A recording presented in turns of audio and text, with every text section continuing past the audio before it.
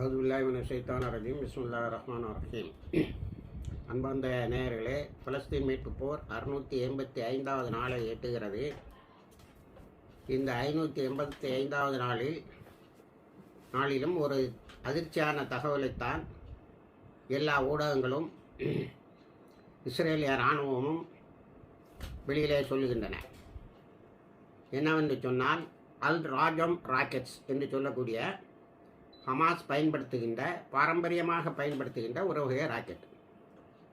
அதனுடைய தாக்கும் சக்தியை அதிகப்படுத்தி இருக்கிறார்கள். நேற்று ரஃபா கிராசிங்கில் 5 இடங்களில் இந்த ராக்கெட்டை வைத்து தாக்கி இருக்கிறார்கள். இதில் உள்ள புது ட்விஸ்ட் என்னன்னா, இதில் 5 டியூப் இருக்குமா. ஒவ்வொரு டியூப்லேயும் இருந்து 15 முதல் 20 ராக்கெட்டை ஃபயர் பண்ண முடியுமா. ஒரு நிமிஷத்தில் 20-25 ராக்கெட்டு ஒரே டார்கெட்டுக்கு போயிடும். லெஸ் தேன் 1 மினிட்டுங்கிறாங்க, ஒரு நிமிடத்துக்கு உள்ளால். இது நேற்று 5 இடத்துல ரஃபாவில் தாக்கினதுனால இஸ்ரேலிய இராணுவம் பெரிய அளவில் அழிவுக்கு உள்ளாகி இருக்கிறது. அது காயம்பட்டவர்களுடைய எண்ணிக்கை ரொம்ப அதிகம். அதனால் நிறைய ஹெலிகாப்டர்கள் இப்போது ரெஸ்கியூ ஆப்ரேஷனுக்கு வரக்கூடியவங்களையும் இங்கே விட்டுறதில்ல. நீ தண்ணி இல்லாமல் உணவு இல்லாமல் மக்களை பட்டின்னு போட்டு சாகும்போது உனக்கு என்னடா ரெஸ்கியூ ஆப்ரேஷன் சொல்லி அதையும் தாக்குறாங்க. அதனால் அதுக்கு ஏர் கவர் கொடுத்து தான் அதை கொண்டு வராங்க. அது மேலே பெரிய ஃபைட்டர் ஜெட்ஸ் எல்லாம் பறக்கும். கீழே இவங்க அந்த பாடியில் எடுத்துகிட்டு போவாங்க. ஆஸ்பத்திரி சோர்சஸ்ஸு அதை ரொம்ப வருத்தப்பட்டு நத்தியானுடைய மினிஸ்ட்ரிக்கு சொல்லியிருக்கு. என்னையா இப்படியா காசாவில் நீங்கள் தோப்பியோ, இப்படி ஒரு இதுக்கு நீங்கள் நேராக கையெழுத்து போட்டு இது கொண்டு வந்துடலாம், அந்த ஹாஸ்டேஜஸை கொண்டு வந்துடலாம்.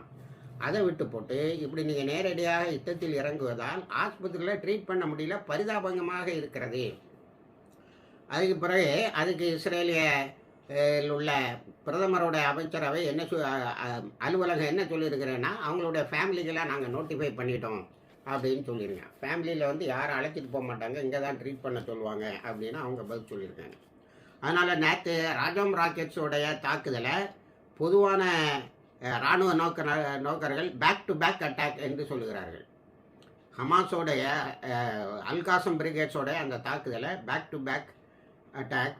அடுத்தது அதே போல் சலாதீன் ஆக்சிஸ்லையும் தாக்கி இருக்கிறார்கள் அதே ராக்கெட்டுகளை கொண்டு. இப்போ அந்த ராக்கெட்டை இம்ப்ரூவ் பண்ணி கொண்டு வந்திருக்காங்க.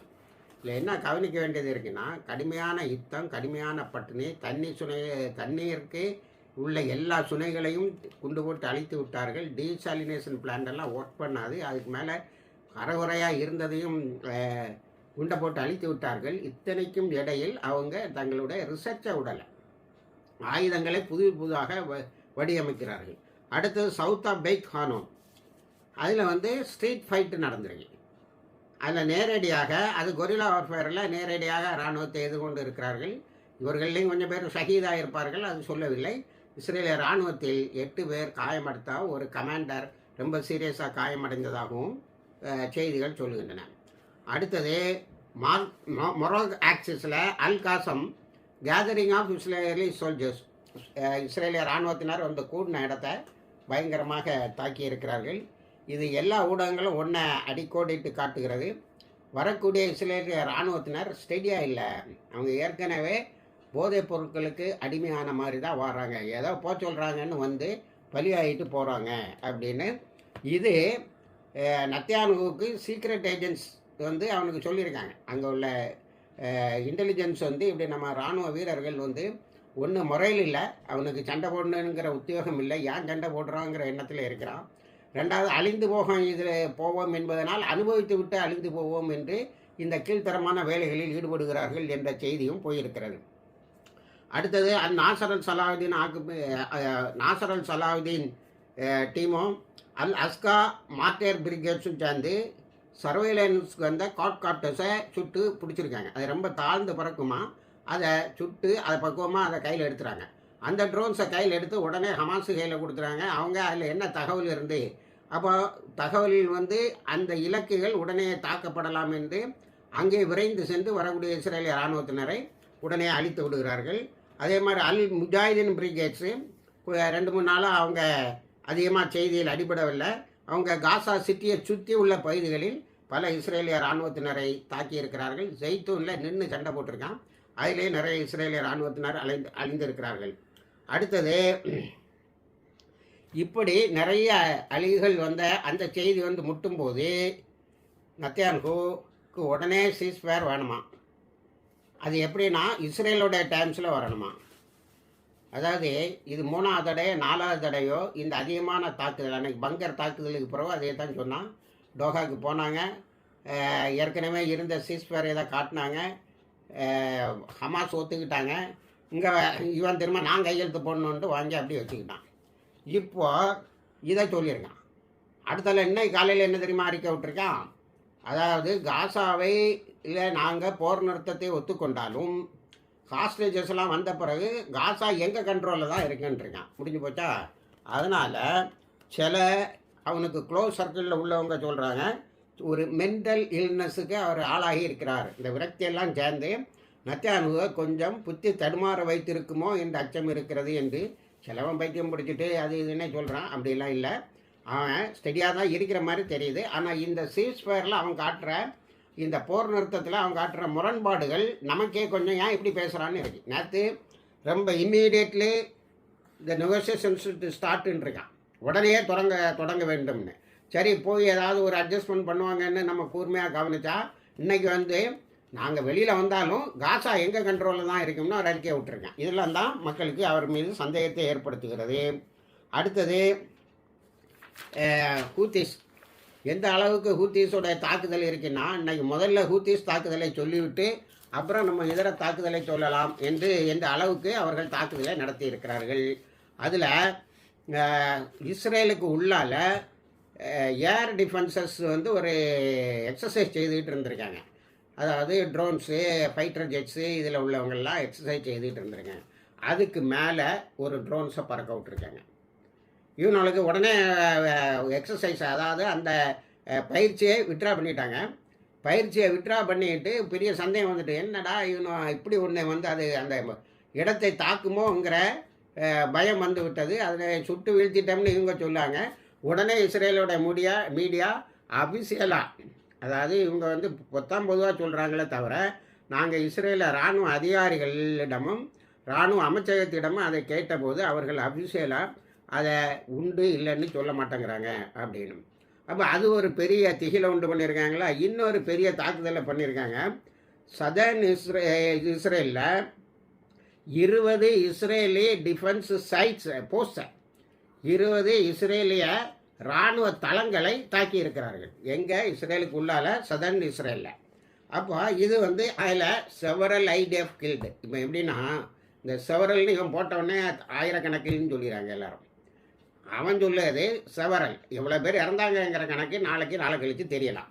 இஸ்ரேலிய இராணுவத்தை இப்போ இவங்க வந்து ஹூத்திஸோடைய தாக்குதலை தான் உலகத்தில் உள்ள எல்லா இராணுவ நோக்கர்களும் புகழ்ந்து பாராட்டி பேசுகிறார்கள். ஏன்னா எல்லாவனும் கண்டிக்கிறேன், கூடாது, காசா விட்டு வெளியில் வரணும், இமீடியட்டாக உணவு போகணும், அப்படி இப்படின்னு சொல்கிறாங்களே தவிர யாரும் ப்ராக்டிக்கலாக எதுவும் செய்யலை. ஆனால் இஸ்ரேலை எந்த மொழியை புரிந்து கொள்ளுமோ அந்த மொழியில் முறையாக அது ஒரு ஸ்ட்ரக்சர்ட், என்ன சொல்லலைன்னா எல்லாம் குவான்டிடேட்டிவ் அட்டாக் கிடையாது. ஏதோ 10 தாக்குதலை தாக்கிட்டேன், 10 தடவை 10 இதை மிஸ்ஸில் அனுப்பிட்டேன்னு சொல்லல.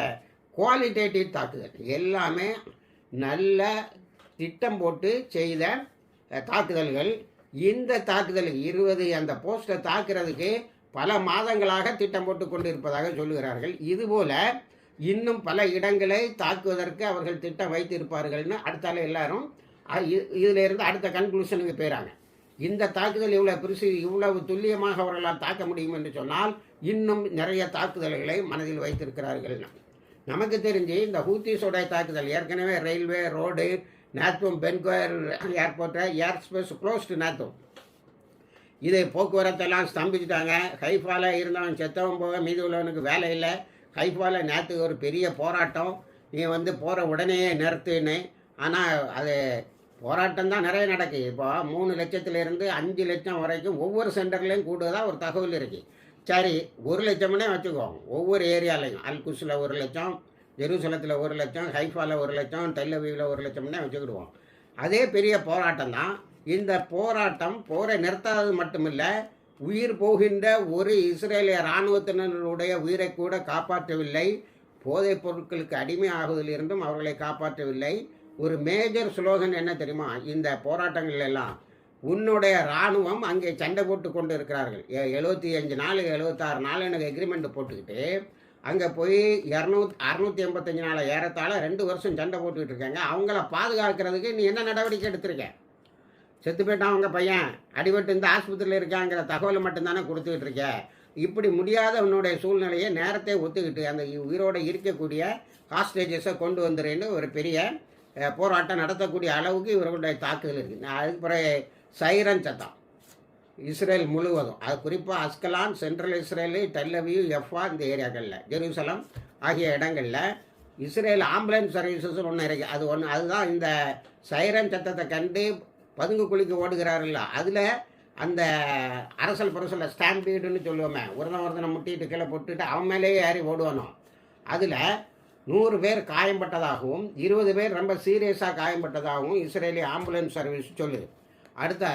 அதனால் ஹூத்திஸுடைய தாக்குதல் பெரிய அளவில் இந்த போராளிகளுக்கு உதவி செய்கிறது. ஹூத்திஸுடைய தாக்குதல் இஸ்ரேலை நிலைகளை செய்கிறது என்று அந்த கிளான்ஸ் ரெசிஸ்டன்ஸ் கமிட்டி இருக்கு பாருங்கள், அந்த நேற்றே நம்ம சொன்னோம். அவங்க நேற்று ஒரு புது பிரிகேடியரை உருவாக்கி அனுப்புனாங்க. இன்னைக்கு என்ன செய்திருக்காங்க? ஹூத்திஸுக்கு உங்களுடைய உதவி தான் மிகப்பெரிய உதவியாக இருக்கிறது, உங்களுக்கு இறைவன் எல்லா அருளையும் தர வேண்டும் என்று அவர்களுக்கு பாராட்டி கடிதமும் எழுதி அதோட அவர்களுக்கு துவாவும் செய்திருக்கிறார்கள். இப்படி ஹூத்திஸுடைய தாக்குதல் ஒரு பெரிய வரலாற்றை எழுதி கொண்டு இருக்கிறது. அடுத்தது வெஸ்ட் பேங்குக்கு வந்தால் நிறைய வீடுகளை கட்டக்கூடிய திட்டம் நிற்கிது. இப்போ ஹூத்திஸோட தகவல்னால இன்னும் 126 குடியிருப்புகளை கட்டுவதற்கு அனுமதி கொடுத்ததாக தெரிகிறது. நபுலஸ், இது தூபாஸ்ங்கிற ஏரியாலெல்லாம் நேற்று நிறைய ரைடு பண்ணி அப்பாவி பாலஸ்தீன மக்களை கைது செய்திருக்கிறார்கள். அடுத்தது இன்னும் அங்கே உள்ள அட்ராசிட்டிஸ் தொடங்குது. அதுக்கு நேற்று பாலஸ்தீன போராளிகள் 9 இடத்துல திரும்ப தாக்கி இருக்கிறார்கள். நிறைய இஸ்ரேலிய இராணுவத்தினர் திரும்பி ஓடி இருக்கிறார்கள். காயம்பட்டதாகவோ இறந்ததாகவோ தகவல் இல்லை, ஆனால் திரும்பி ஓடிவிட்டார்கள். வந்த வேகத்தில் ஓடிட்டாங்க. இன்னொன்று, இப்போது வெஸ்ட் பேங்கில் அதிகமான அநியாயத்தை செய்கிறது இந்த செட்டில்ஸ் தான்.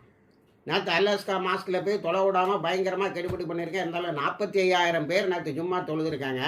அதில் ஒரு செய்தி என்னன்னா, சில இளைஞர்களும் சில பெண்களும் சேர்ந்து வீடு வீடாக சென்று நாம் ஃபஜ்ருக்கு பிறகு அலாஸ்காவுக்கு போய்விட வேண்டும், அது நம்முடையது என்பதை காட்டுவதற்கு நாம் தொடர்ந்து அங்கே இருக்க வேண்டும். தொழுதுவிட்டு அப்படி வந்துட வரக்கூடாது, முடிஞ்ச வரைக்கும் அங்கே இருக்கணும்.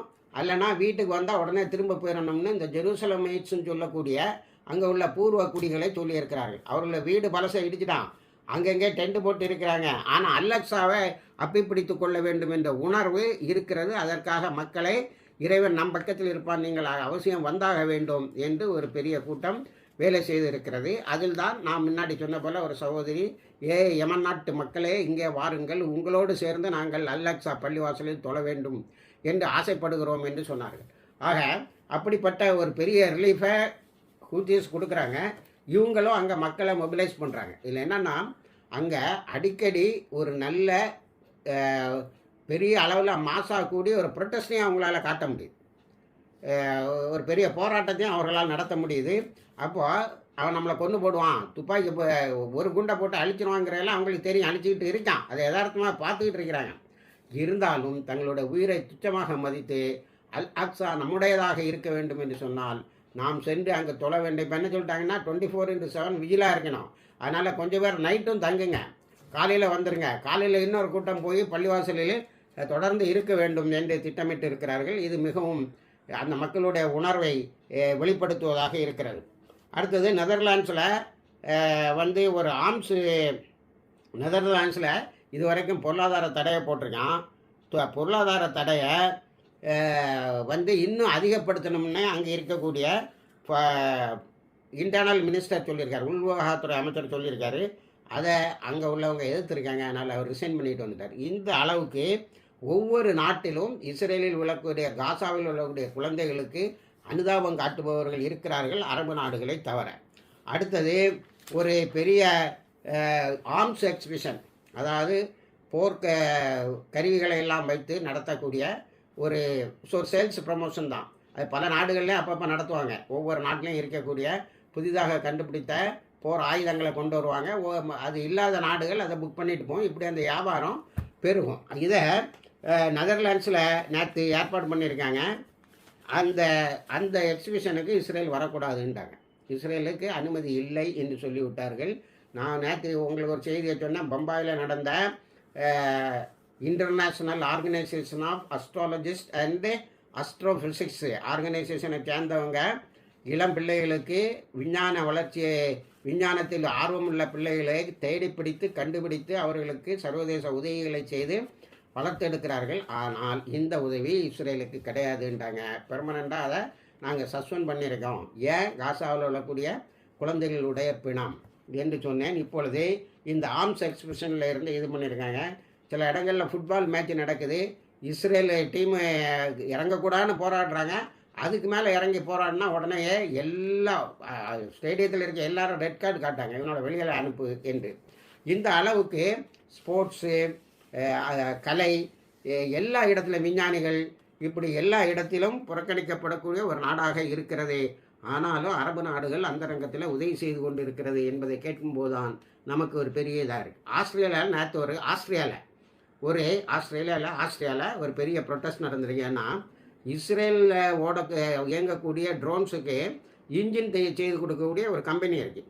அங்கே கம்பெனி தொழிலாளர்கள்லாம் நாங்கள் இனிமேல் கொஞ்ச நாளைக்கு ட்ரோன் இன்ஜினை தயாரிக்க மாட்டோம், அது இஸ்ரேலுக்கு போகுது, காசாவில் போய் குழந்தைகளை கொலை செய்யுதுன்னு சொல்லியிருக்காங்க. இந்த உணர்வு பாராட்டத்தக்கது. தொழிலாளர்கள் வரைக்கும் இஸ்ரேலை வெறுக்கக்கூடிய ஒரு நிலை ஏற்பட்டு இருக்கிறது. இதற்காக பலர் சகிதாக இருக்கிறார்கள். 62,000 தாண்டுகிறது. 62,263 ஷஹீதுகள், 1,57,365 பேர் காயம்பட்டு இருக்கிறார்கள். நேற்று 4 குழந்தைகள் பட்டினி சாவில், மால் நியூட்ரிஷன். இப்போ என்ன செய்கிறான், அந்த காசா ஹியூமனிடேரியன் ஃபவுண்டேஷன் இருக்கு பார்த்தியா, அங்கே உணவு வாங்க வரக்கூடிய ஆட்களை பிடிச்சி உனக்கு உணவு பொட்டலத்தை ரகசியமாக தரேன், ஹமாஸை பற்றின ரகசியங்களை எங்களுக்கு சொல்லுன்னா அது ஒரு இன்டெலிஜென்ஸ் கலெக்டிங், உளவு பார்க்கக்கூடிய ஒரு மையமாக அதை மாற்றுகிறார்கள். ஹமாஸ் எச்சரித்திருக்கிறது. யாரும் யாரை பற்றிய தகவலையும் கொடுக்காதீர்கள் என்று சொல்லியிருக்கிறது. இவ்வளவு கீழ்த்தரமாக அமெரிக்கா ஒரு மனிதாபிமானம் என்ற பெயரில் ஒரு பெரிய துரோகத்தை அங்கே செய்து கொண்டு இருக்கிறது. இணைந்திருங்கள். எல்லா தகவலையும் தருகிறேன். வாக்கிர் தவானா அல்ஹம்துலில்லாஹி ரபில் ஆலமீன்.